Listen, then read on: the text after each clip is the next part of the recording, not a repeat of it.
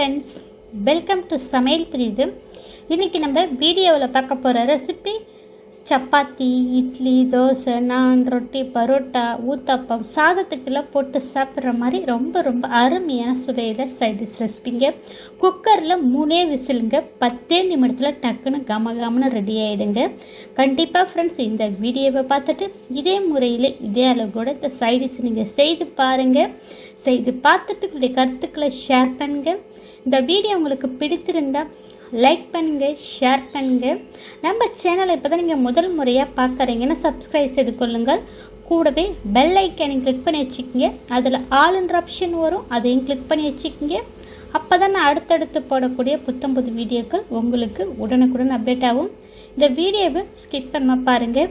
இப்போ வாங்க இந்த சைடிஷ் ரெசிபியை எப்படி செய்யறதுன்னு பார்க்கலாம். இப்போ ஸ்டவ் மேலே கடாயில் 1 டீஸ்பூன் அளவுக்கு சோம்பு, 1/2 டீஸ்பூன் மிளகு, 1/2 டீஸ்பூன் சீரகம், 3 கிராம்பு, ஒரு சின்ன துண்டு பட்டை, 2 ஏலக்காய், பிரிஞ்சி இலை, கொஞ்சமாக கல்பாசி, மராத்தி மொக்கு சேர்த்துருக்கேன். இதில் காரத்துக்கு 6 வரமிளகாய் சேர்த்துருக்கேன். வரமல்லி இருந்துச்சுன்னா 1 டீஸ்பூன் அளவுக்கு வரமல்லி சேர்த்துக்குங்க. இப்போ அடுப்பை மீடியம் ஃப்ளேமில் வச்சுட்டு நல்லா ஒரு 2-3 நிமிஷம் போல் நல்லா அதை வறுத்து எடுத்துக்கலாம். இப்போ இது நல்லா வறுப்பட்டதும் நல்லா வாசம் வருங்க. இப்போ அடுப்பை சிம்மில் வச்சுட்டு இதில் ஒரு 1/4 மூடி அளவுக்கு தேங்காய் துருவல் சேர்த்துருக்கேன். இதில் ஒரு 7-8 முந்திரி, முழு முந்திரியாக சேர்த்துருக்கேன். இப்போ ஒரு 30 செகண்டுக்கு நல்லா கலந்து கொடுத்துக்கலாங்க. அடுப்பை சிம்மில் தாங்க வச்சுருக்கேன். இப்போ இது நல்லா மிக்ஸ் பண்ணதுக்கப்புறம் ஸ்டவ் ஆஃப் பண்ணிவிட்டு இது ஆறுனதுக்கப்புறம் மிக்ஸி ஜாரில் கொஞ்சமாக தண்ணி விட்டு நல்லா பேஸ்ட்டாக நைஸாக அரைச்சி எடுத்துக்கலாங்க. இப்போ இந்த சைடிஷ் நம்ம குக்கரில் செய்ய போகிறோம். ஸ்டவ் மேலே குக்கரில் 3 டீஸ்பூன் அளவுக்கு எண்ணெய் சேர்த்துருக்கேன். எண்ணெய் சூடானதும் 2 பெரிய சைஸ் வெங்காயம் சேர்த்துருக்கேன். வெங்காயம் பாதி அளவுக்கு வதங்கினதும் 2 பச்சை மிளகாய், கொஞ்சமாக கருவேப்பிலை சேர்த்துருக்கேன். 1/2 டீஸ்பூன் அளவுக்கு இஞ்சி பூண்டு பேஸ்ட்டு சேர்த்துருக்கேன். இப்போ அடுப்பை சிம்மில் வச்சுட்டு இஞ்சி பூண்டு பேஸ்ட்டை கலந்து கொடுக்கலாங்க. அடி பிடிக்கும், சிம்மில் வச்சுருங்க.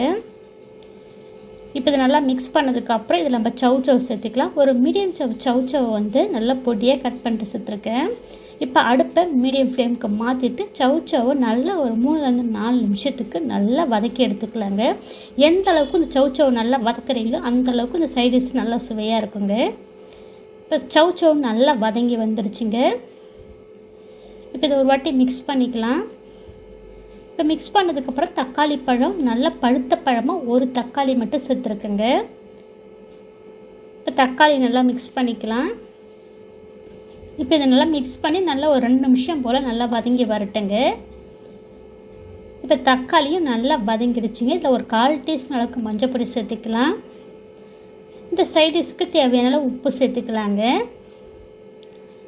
இப்போ நம்ம அரைச்சி வச்ச மசாலா பேஸ்ட்டை சேர்த்திக்கலாங்க. 1/4 டம்ளர் தண்ணி விட்டு நல்லா நைஸாக பேஸ்ட்டாக அரைச்சிட்டு வந்திருக்கேன். இந்த மசாலா பேஸ்ட்டு தாங்க இந்த சைடிஷுக்கு சுவையை நல்லா கொடுக்குங்க. இப்போ அடுப்பை சிம்மில் வச்சுட்டு நல்லா மிக்ஸ் பண்ணிக்கலாம். இது ரொம்ப வதக்கணும் அவசியம் கிடையாதுங்க, லைட்டாக மிக்ஸ் பண்ணால் போதுங்க. இப்போ இது போல் மிக்ஸ் பண்ணிவிட்டு நம்ம தேவைக்கேற்ப தண்ணி சேர்த்துக்கலாங்க. டம்ளர் அளவுக்கு தண்ணி சேர்த்துருக்கேன். தண்ணியினுடைய அளவு வந்து 400 mlங்க. தண்ணி சேர்த்து மிக்ஸ் பண்ணி நல்லா 1 நிமிஷம் போல் கொதிக்க வச்சுருக்கேன்.